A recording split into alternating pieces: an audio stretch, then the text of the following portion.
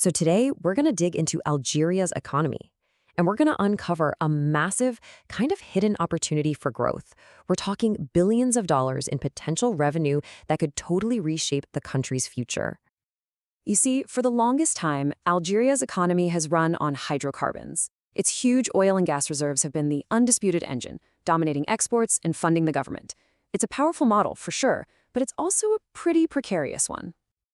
And what's really fascinating here is the risk that creates. I mean, tying your entire national budget to the wild roller coaster of global energy prices, that's a high-stakes gamble. But what's more, this intense focus on just one resource has been masking a major untapped source of financial strength right at home. So this brings us to a really crucial question. How can Algeria build a more resilient, a more diversified economic future? One that's a bit more insulated from the whims of the global energy market. Okay, let's dive into that. The answer, it turns out, starts with understanding a massive financial resource that's been hiding in plain sight, right inside the country's non-hydrocarbon economy. Get this. According to estimates from the IMF, every single year Algeria is missing out on tax revenue that's equivalent to 2 to 4% of its entire GDP. Now, to put that into perspective, that's billions and billions of dollars in untapped potential, year after year. Now, this shortfall actually has a name. It's called the tax gap. And honestly, the best way to picture it is like a leaky bucket. The government should be collecting a certain amount of money, but for all these different reasons, a big chunk of it just leaks out before it ever makes it to the treasury. So where are these leaks? Well, first up, you've got the value-added tax, or VAT. That's a tax on goods and services. It's kind of held back by all these exemptions in really complex rates. In fact, it's so inefficient that it only brought in about 3.3% of GDP on average in recent years. Then there are a ton of corporate tax incentives that shrink what can be taxed. Plus, you've got this huge informal economy where nearly half the workforce operates outside the tax system. And finally, other sources of money, like property taxes, just aren't really being used to their full potential. So here's the crucial point. This isn't some impossible problem to solve. Those leaks in the bucket, they can be plugged. And experts have actually laid out a pretty clear, actionable plan to do exactly that. The solution is really a four-part approach. First, broaden the tax base by simplifying that VAT system. Fewer exemptions, clearer rates. Second, rationalize the corporate tax incentives. Basically, do a serious audit and figure out which ones are actually helping the economy and which ones aren't. Third, strengthen those other taxes that have been underused, like on property. And fourth, and this is a big one, bring the whole system into the 21st century. Use digital tools to make collecting taxes way more efficient and help people comply. Okay, so you have these 4 big ideas, but how do you actually make them happen without causing total chaos? This isn't about a bunch of quick, disconnected fixes.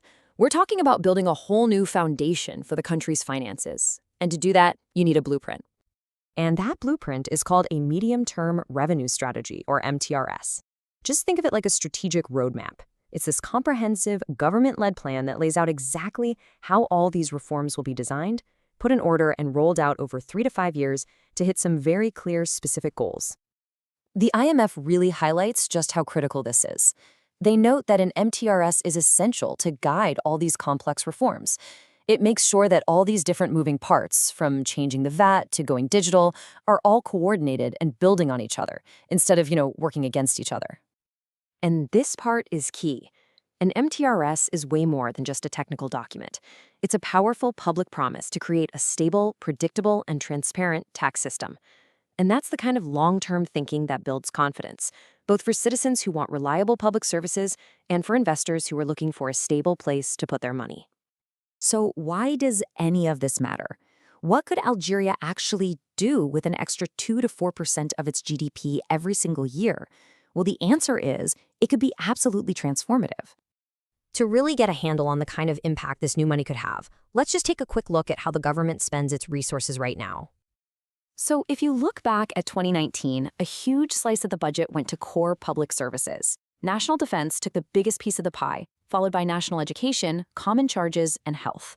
These are all obviously vital, but let's be real. In any country, the list of needs is always longer than the resources available. Now, just imagine injecting billions of new, stable, predictable dollars into that budget.